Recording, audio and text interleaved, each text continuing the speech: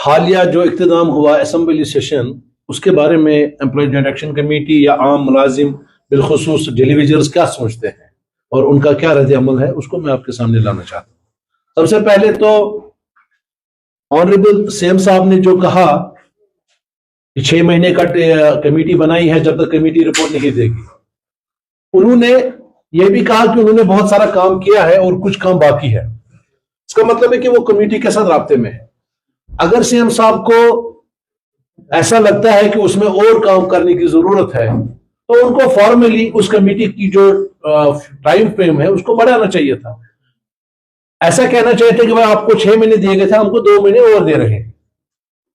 اس کو indefinite open چھوڑنے کا مطلب یہ ہے کہ اگر کمیٹی سال بھر بھی اپنا رپورٹ نہیں دے گی کیا تب بھی ہمیں انتظار کرنا ہوگا؟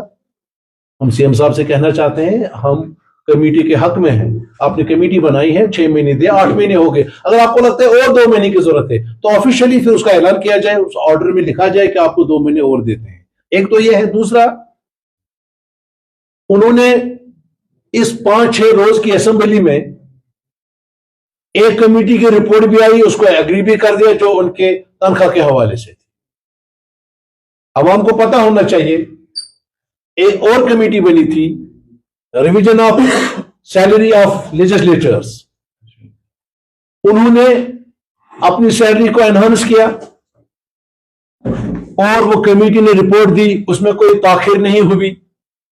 اور اس وقت اگر آپ یاد ہوگا آنریبل سی ایم صاحب نے کہا اس میں جو پیسے لگیں گے وہ میں دیکھ لوں گا کہاں سے ارینج کروں، یعنی اس کا مطلب ہے کہ اگر سی ایم چاہے تو پیسے ارینج ہو سکتے ہیں۔ تو انہوں نے اس کمیٹی کو جو ٹائم فریم دیا تھا اس نے اپنا رپورٹ اس میں پیش کیا اور تنخواہ میں بڑھوتری کی۔ ہم ویلکم کرتے ہیں، وہ لیجسلیچر ہمارے ہیں، ہمارے علاقوں میں ہی وہ ڈیولپمنٹ کرتے ہیں، ان کا حق بنتا ہے، لیکن ساتھ ہی ساتھ ان کو یہ بھی دیکھنا ہے کہ وہ پروگرامز کو، پالیسیز کو آن گراؤنڈ ایگزیکیوٹ کرتا ہے۔ وہ ملازم 9,000 پہ اپنا گزارا کر رہا ہے۔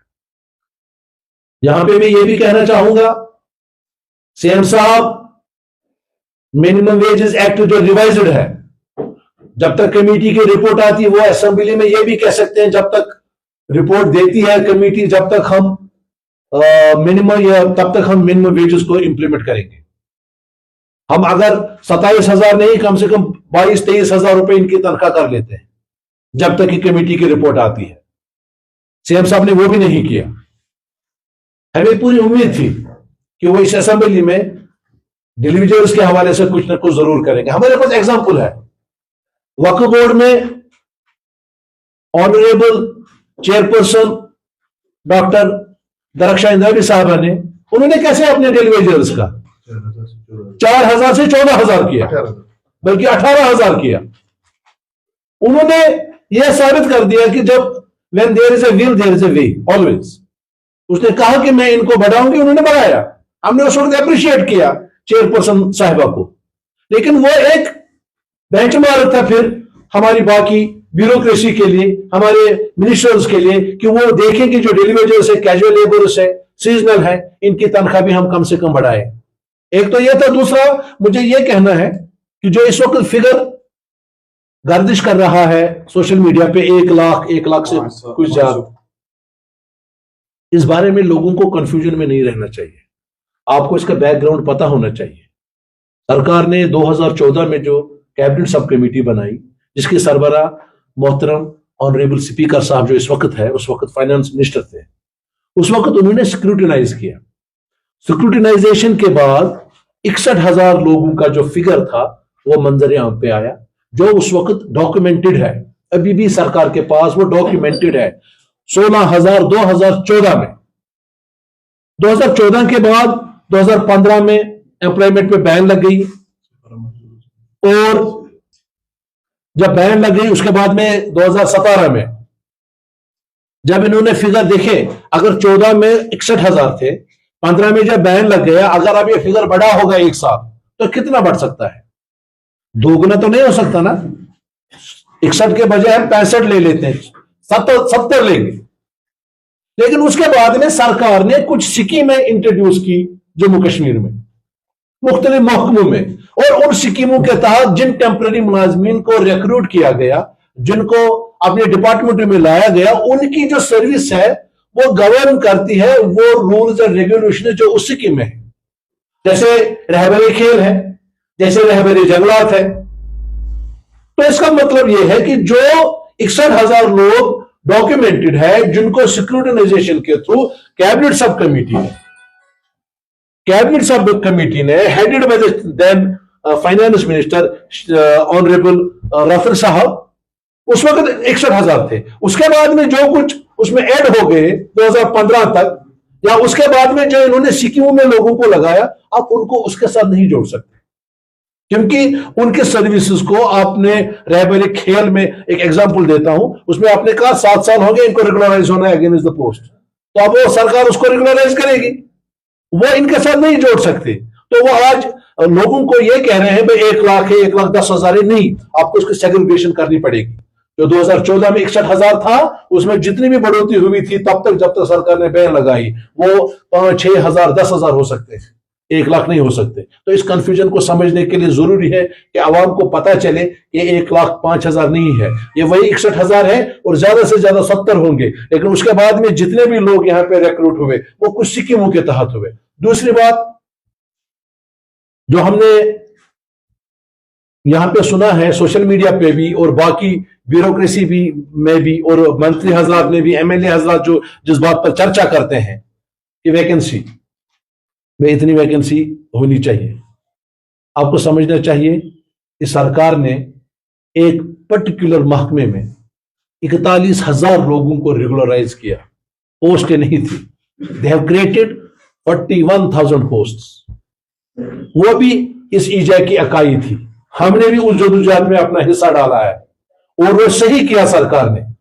लेकिन मैं ये कह रहा हूं, अगर आपने उस वक्त 61,000 पोस्टें क्रिएट की और उसमें जो 4,400 करोड़ अप्रोक्सीमेटली सरकारी खजाने पे बोझ पड़ा, उसको भी बर्दाश्त किया। अगर आज आप इन 61,000 लोगों को रेगुलराइज करते हैं अगेंस्ट पोस्ट, मुझे नहीं लगता 2,400 से लेकर 2,600 करोड़ से ज्यादा इसमें खजाने पे कोई असर पड़ेगा। तो सरकार के लिए कोई एक्सक्यूज है ही नहीं कि पोस्ट है या नहीं। उस वक्त सुपर न्यूमनरी पोस्ट को क्रिएट किया गया कि जो बंदा रेगुलर हो गया आज ये रिटायर हो जाएगा तो ये पोस्ट खत्म हो जाएगी। उसकी वजह से किसी डिपार्टमेंट को अपने रिक्रूटमेंट रूल्स में कोई चेंज नहीं करनी पड़ी, क्रिएशन ऑफ पोस्ट नहीं करनी पड़ी। दूसरी बात यह है कि इस वक्त अगर 9,000 रुपए कोई तनख्वाह ले रहा है, यानी तकरीबन 35% financial implication already government beer कर रही है। जब इनको रेगुलराइज किया जाएगा तो जो उसकी जो फाइनेंशियल इंप्लीकेशन होगी उसका 30% से लेकर 40% तक सरकार अभी उसको बर्दाश्त कर रही है। और हम चाहते हैं, हम ये भी नहीं सरकार से कहते कि आप एक ऑर्डर में 61,000 लोगों को रेगुलराइज करो, हम कहते हैं फेज्ड मैनर में करो। एक इनिशिएटिव तो ले लो, आप इनिशिएटिव ले लो, आपके पास मैंडेट है 5 साल का, जैसे आप कह रहे हैं, आप इनको फेज्ड मैनर में देखिए, सबसे सीनियर जो है पहले उनका एक ग्रुप आप कर दो, आहिस्ता आहिस्ता करके हमें भी पता चलेगा। एक इनिशिएटिव लिया सरकार ने, एक ग्रुप को रेगुलराइज कर दिया, दूसरा कल होगा, तीसरा परसों होगा, इस तरीके से वो फेज्ड मैनर में करे। हम सरकार से ये नहीं कहते कि आप एक with the pain of stroke of a pen आप रेगुलराइज करो 61,000 लोगों को। तो हम यहां पे, जहां हमें जबरदस्त दुख हुआ कि इस सेशन में चीफ मिनिस्टर साहब ने मार्च में किया गया अपना वादा पूरा नहीं किया, और साथ ही साथ इस कमेटी को जो है टाइम बढ़ाया नहीं है, इसको ओपन छोड़ा है। इससे हमारे जहनों में खदशात पैदा हुए, लोगों में इस्तराब की हालत है। और इस वक्त हम, इससे पहले कि हम कोई और जदोजहद का रास्ता इख्तियार करें, हम यहाँ पे आपके माध्यम से अपने ऑनरेबल चीफ सेक्रेटरी साहब से गुजारिश करना चाहते हैं कि सीएम साहब ने अब बाल जो है वो ब्यूरोक्रेसी की कोर्ट में उन्होंने छोड़ी है। तो हम चाहते हैं कि चीफ सेक्रेटरी साहब इन मुलाजमीन का, इन मजलूमों का ख्याल करते हुए इस कमेटी की रिपोर्ट को जल्द से जल्द सरकार के सामने पेश करें, ताकि हम देखेंगे कि सरकार जो है वो किस तरीके से इस मामले को हैंडल करेगी। क्योंकि कुछ और खदशात भी मैं यहाँ पे कहना चाहूंगा। जब असेंबली में हमने देखा कि रूलिंग पार्टी के ही एक एमएलए ने एक बिल लाई टेलीविजन के हवाले से, हम उसका शुक्रिया भी अदा करते हैं, उन्होंने इतनी जरूरत का मुजाहरा किया, उन्होंने बिल लाई। اسی طرح سے حزب اختلاف میں سے ایک لیجسلیچر نے ڈیلیویژن کے حوالے سے بل لائی، اس بل کو ایگری نہیں کیا گیا جو حزب اختلاف میں سے لائی گئی. اس کے بعد میں جو حزب اقتدار کے ایم ایل اے نے اپنی بل لائی، اس کو کہا گیا کہ آپ اس کو واپس لے لیں. مسئلہ یہ ہے کہ اگر سرکار واقعی طور پہ ڈیلیویژنز کا مسئلہ حل کرنا چاہتی ہے تو کوئی حرج نہیں تھا حزب اختلاف کی بل کو ایکسیپٹ کرنا یا اپنے ہی لائے ہوئے نمائندگی کی بل کو ایکسیپٹ کر کے قانون پاس کرنا. کون سا مسئلہ تھا؟ اسی میں آپ وہ چیزیں رکھتے اسی قانون میں جو آپ کو اس وقت ہنڈرنس آ رہی ہے ان کو ریگولرائز کرنے میں. اب کمیٹی کا جو بھی ہے میں بہانہ ہے یا سرکار کے لیے مجبوری ہے کمیٹی کی تشکیل، انہوں نے تشکیل دی ہے، لیکن اس کے بعد 8 مہینے ہو گئے. سرکار کو چاہیے تھا کہ وہ کم سے کم اتنا کہتے کہ بھائی 2 مہینے اور لے لو، 1 مہینہ اور لے لو، اور تب تک ہمارا ریوائزڈ منیمم ویجز ایکٹ کرتے.